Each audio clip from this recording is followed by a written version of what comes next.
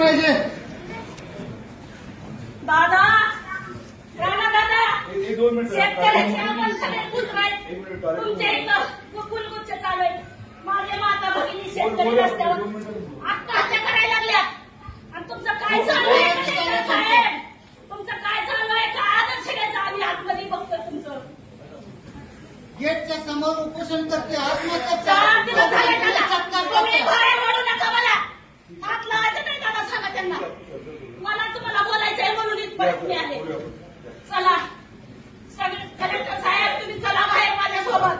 माझ्या बंधू भगिनी मला आज रस्त्यावर झाडावर यायचं. चला चला. माझा भाऊ बहीण उपोषणाला बसले. आज 4 दिवस झाले शेतकऱ्याच्या मागण्यावर आम्ही लढतोय. दादा 8,500 हेक्टरी तुम्हाला वाटते सावकाश बोला. इथे काही असं धाराशिवची हळदगाव प्रॉपर कळंब तालुक्याची मी स्वतः महिला. हळदगाव ठीक आहे. मी आज कुठला पक्ष किंवा संघटना हे करायला नाही. मी आज शेतकरी आहे. आज मला शेतकरी मरतोय. पाणी द्या. उपोषणचं निवेदन नाही मी चर्चा करायची म्हटलं तर मला निवेदन लागेल. मगाशी तुम्हाला म्हटलं मी की निवेदन द्या. मी डायरेक्टली आता मुख्यमंत्री महोदयांशी बोलतोय. मला द्या ना निवेदन द्या ना. नाही मला पहिली कॉपी. 1 minute 1 minute.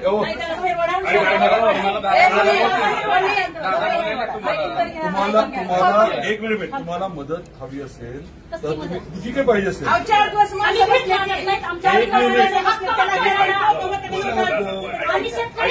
निवेदन द्या ना.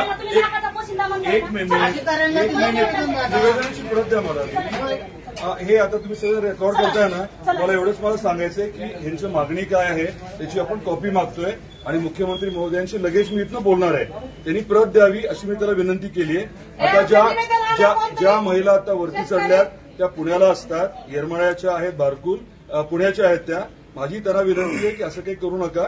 इथे येऊन शांत आपण पहिली चर्चा करू आणि मुख्यमंत्र्यांशी त्यांचं लगेच बोलणं करून देतो.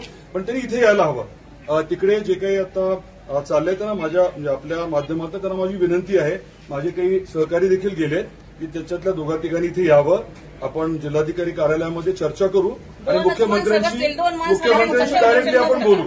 लगेच बोलू आपण. दादाचं म्हणणं काय की पुण्याहून लेडीज आली आणि पुण्यावरून इथं बसली. पुण्याची नाही ती बारकुल आहे. राणी बारकुल विचारलंय आणि कुठं राहते म्हणून दादांना माहित नाही. माहिती नसेल तर मी सांगते.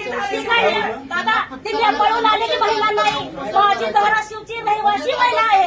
दादांना माहित नाही कुठची महिला आणि शेतकऱ्यांची मला निवेदन फक्त निवेदन द्या. मला महत्वाचं आहे. बोलायचं होतं. तुम्ही कलेक्टरला मध्ये घेऊन बसवलं का? मी कशाला बसवणार कोणाला?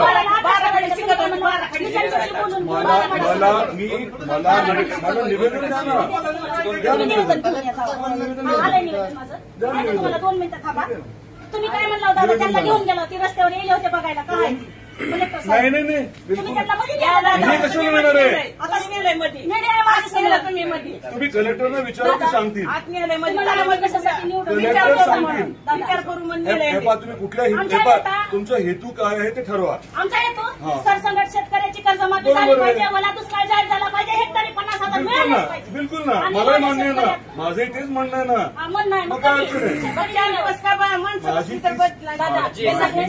1 मिनिट. काल तुम्हाला तहसीलदार येऊन भेटले होते. भेटले का नाही तहसीलदार? नाही तहसीलदार काल तहसीलदार भेटले ना. काल तुम्ही होता का? 1 मिनिट. काल होता तहसीलदार आले होते.